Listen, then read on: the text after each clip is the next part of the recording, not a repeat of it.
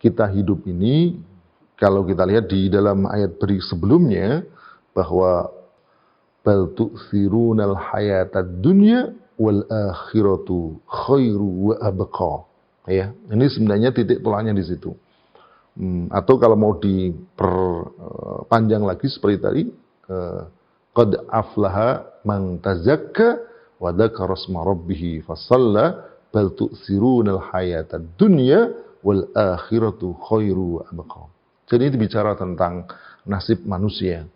Dan siapa manusia yang beruntung dan siapa manusia yang celaka. Ayat ini jelas mengatakan mereka yang beruntung adalah mereka yang menyucikan diri dari kesyirikan, dari kekufuran, dan membersihkan dan juga dari akhlak-akhlak yang buruk, lalu kemudian diisi dengan keimanan dan dihiasi dengan akhlak yang baik. Lalu kemudian salah satu bentuk dan wujudnya adalah dia menyembah kepada Allah SWT, ingat dan menyebut Allah SWT, wa dzakara isma rabbih fasalla. Dia kemudian mewujudkan dalam bentuk ibadah salat. Itulah yang sebenarnya mereka yang beruntung, dan tetapi meski demikian ternyata banyak orang yang tidak memilihnya. Banyak orang yang justru berpaling dari peringatan itu, mereka lebih memilih dan mendahulukan kehidupan dunia. Lalu diingatkan dalam ayat itu bahwa sesungguhnya akhirat ini lebih baik dan lebih kekal. Mereka yang punya akal semestinya mereka memilih akhirat, bukan memilih dunia. Yang pasti dia akan berpisah. Saudara-saudara yang Allah SWT, begitulah memang faktanya. Kalau kita pikir-pikir, ya Allah, kita ini ibarat berjalan menuju kuburan. Semakin lama bukan semakin jauh, semakin lama semakin dekat. Kita ini ibarat seperti batang lilin, semakin lama menyala, maka batang yang tersisa bukan semakin panjang, tetapi semakin pendek. Demikian juga usia ini Allah berikan jatah kepada kita. Berapa jatahnya Allah yang tahu.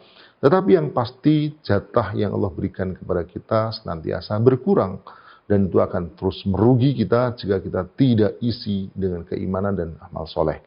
Inilah sesungguhnya yang ditegaskan dalam ayat ini. Ini bukan hanya ada dalam Al-Quran, tetapi juga ada dalam kitab-kitab sebelumnya.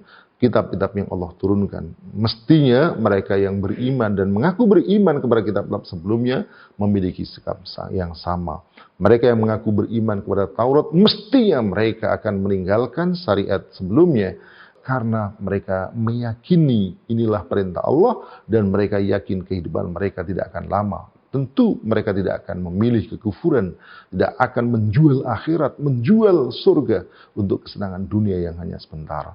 Demikian juga mestinya mereka yang mengaku beriman kepada Injil, mereka tinggalkan risalah dan syariat Nabi Isa karena Allah sudah turunkan Al-Quran yang menasakh kitab-kitab itu.